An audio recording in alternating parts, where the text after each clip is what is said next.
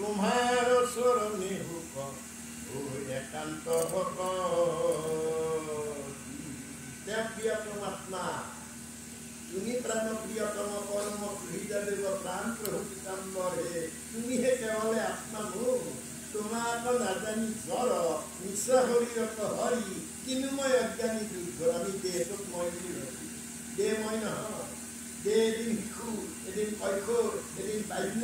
এদিন যৌৱন এদিন বাৰ্ধক্য এদিন পেট পকিল এদিন দাঁত ভৰিল এদিন চকু ধুলু ধুলু ভোট বৰফ বৰফ তেল পিছলা দেহটো হতৰা কৰি যাবৰ হ'ল কোনোবাই কিন্তু ধুনীয়াই ক'লে কি ধন দেহালি হাত অ মন বেপাৰী কি ধন দেহালি হাত বৈকুণ্ঠত যাবলৈ সাধুৰ সংগ নললি চিনিও নললি বাপ বাট চিনিব লাগে বাট চিনিলেহে হেন জ্ঞান নুগুচুক সদায় মন এই জ্ঞানটো কেনেকৈ মই বাটটো বিচাৰি পাম আৰু ইয়াতে পুত্ৰ পত্নী বিষয়ত নৌকা আসপত্নী পুত্ৰ পত্নী মানে মোৰ ভাৰ্যাগৰাকী পত্নী নহয় এই দেহটো মোৰ ভাৰ্যা প্ৰকৃতি আৰু ইয়াতে কাম ক্ৰোধ লোভ মোহ এইবিলাক সন্তান এই সন্তানবিলাকক এই ভাৰ্যাৰ প্ৰতি আসক্ত নহবা বহু মানুহে এইটো কৰি ভাগৱত ধৰ্ম লৈ আমি তেনেকুৱা ঘৰলৈ গৈ পাইছোঁ তেওঁলোকে কয় ভাগৱত ধৰ্ম লৈছোতো তেওঁলোকৰ ধৰ্মকে চৰে কিয় ভাগৱতৰ প্ৰতি প্ৰিয়তাটোৰ কাৰণে বেয়া হ'ব পাৰে এই ইয়াতে পুত্ৰ পত্নী বিষয়খন নোপোৱা হ'ব এই ভাৰ্যাটো নহয় নহ'লে পুৰুষে প্ৰকৃতি ভকতি নকৰিলে ভকতি নিশিজে বুলি কৈছিলে আইগৰাকীক লাগিব আইগৰাকী আৰু আমি এটা ভগৱন্তই এটা দেহৰ পৰা দুটা সৃষ্টি কৰিছে অকল ঘৰে আছো মই আজি নিৰঞ্জন সৃষ্টি নহ'লে মোক নকৰে হ'ব নিৰঞ্জীয় সৃষ্টি কৰিবৰ কাৰণে নিজক বিশাল কৰিব এফালে পুৰুষ এফালে প্ৰকৃতি গতিকে এইজন পত্নীৰ কথা কোৱা নাই আমাৰ ভিতৰত থকা এইবিলাকৰ আসক্তিটো আমি কমাই আনিব লাগিব আৰু তেতিয়া তোমাৰ চৰণে হুক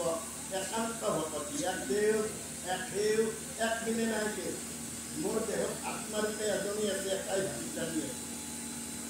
বেদতো কৈছে একম সৎ এজনেই সত্য বিপ্ৰা হুধা বদন্তি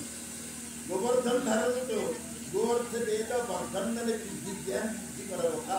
নন্দ কোনে পৰমানন্দ পঞ্চভূতি দেহে তাৰমানে পাঁচটা আঙুলিৰে গোবৰ্ধন নাহি ধৰিব তাতে বেদ ল'ব লাগিলে পঞ্চভূতি দেহেৰে ল'ব লাগিব জ্ঞান ল'ব লাগিলে সৰ্বশেষত এটা আঙুলিৰে লাগি ধৰিছে তাৰমানে একত ভূতি পঞ্চভূতি দেহেৰে বেদ ধৰ্ম পালন কৰা হয় নাই 7 দিন 7 ৰাতি আমি মাত্ৰ 7 দিনৰ কাৰণে 7 দিনৰ ভিতৰত আমাৰ জন্ম হৈছে 7 দিনৰ ভিতৰত আমি সংসাৰে কিন্তু গোবৰ্ধন ধাৰণ কৰ্তাক যদি মই চিনি পাইছোঁ তেতিয়াহ'লে সেইজন ভগৱন্ত সেইজনক আমি জানিব লাগে গোবিন্দ মাধৱ চক্ৰধাৰী হয় বেদৰ কৰ্তা এই লক্ষ্মীৰ স্বামী তেওঁ সেইজনক জানিব লাগে সেইজনক যেতিয়া মই জানিছোঁ হৃদয়ৰে আত্মউপলব্ধি কৰিছোঁ তাৰপিছত মই জানিম মই তোমাৰ কিন্তু চিন্তা মই একো নাজানো মূঢ়ৱতী তুমি আনিছা মই কিন্তু তোমাক জানো তুমি দিনে অন্যাক নাজানো তেতিয়াহ'লে জীৱন হৰি ভকতৰ সংগ ভোগ মক্ষণে তোমাৰ চৰিত্ৰ কথা শুনিব শ্ৰৱণে হৰি ভকতৰ সংগটো শ্ৰেষ্ঠত্ব কাৰণ কৃষ্ণক পাইবাৰ ভকতেহে পন্থা আমি কৰবালৈ যাত্ৰা কৰোঁতে আচলতে হৰি দৰ্শন কৰি যাব আগৰ দিনৰ মানুহে মূৰ্তি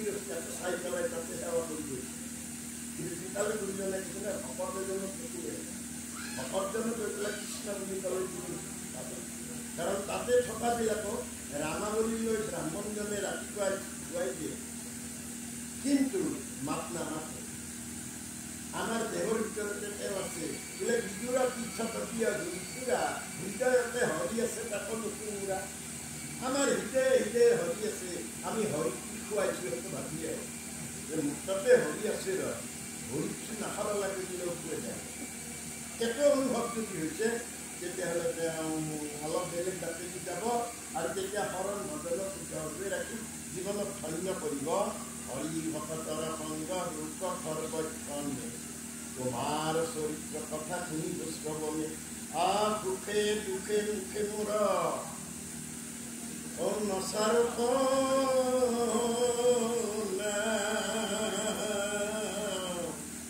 তেবে নিষ্ঠাৰ ছবি ভোলা ৰাম হৰি ৰাম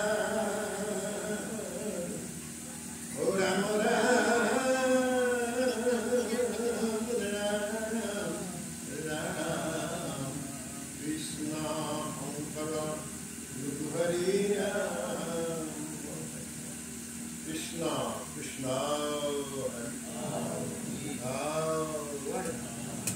জয় ৰাম জয়